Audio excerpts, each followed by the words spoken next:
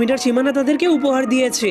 এজন্য সে অনেক রেগে সেই সীমানাটাকে নেওয়ার জন্য সবুজ কাঠিটার সাথে লড়াই করতে করতে তার কোমর ভেঙে দেয়, যার কারণে সবুজ কাঠিটা নিজের জীবন বাঁচানোর জন্য হামাগুড়ি দিয়ে সেখান থেকে পালাতে শুরু করে দেয়। তখন এই সুযোগটাকে কাজে লাগিয়ে নীল কাঠিটা তাদের সীমানাকে আরো 3 মিটার বাড়িয়ে দেয়। ঠিক তখনই সবুজ সেনাবাহিনীরা এসে তাকে মেরে ফেলে, এরপর নিজেদের সীমানাকে 20 মিটার বাড়িয়ে দেয়। এজন্য নীল সেনাবাহিনীর অনেক বড় একটা দল এসে তাদের উপর আক্রমণ করে দেয়, যার ফলে তাদের দুই দলের মধ্যে ভয়ঙ্কর একটা যুদ্ধ শুরু হয়ে যায়। ঠিক তখন একটা নীল সৈনিক ভয়ঙ্কর একটা মেশিন গান দিয়ে তাদেরকে উড়িয়ে দিতে শুরু করে।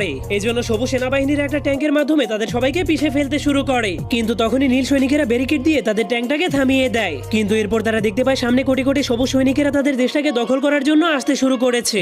এজন্য নীল সৈনিকেরা তাদেরকে থামানোর জন্য একটা প্ল্যান বানায়। এরপর তারা একটা ম্যাচের বক্সে আগুন জ্বালিয়ে সবুজ কাঠিদের সেনাবাহিনীদের উপরে ফেলে দেয়, যার ফলে সবগুলো সবুজ সেনাবাহিনী পুড়ে যায়। কিন্তু তখনই অনেক জোরে বাতাস হওয়ার কারণে সেই আগুন নীল কাঠিগুলোর দিকেও চলে আসে, যার ফলে তাদের দেওয়া আগুনেই তারা সবাই পুড়ে ছাই হয়ে যায়। এজন্যই বলা হয় লোভে পাপ, পাপে মৃত্যু।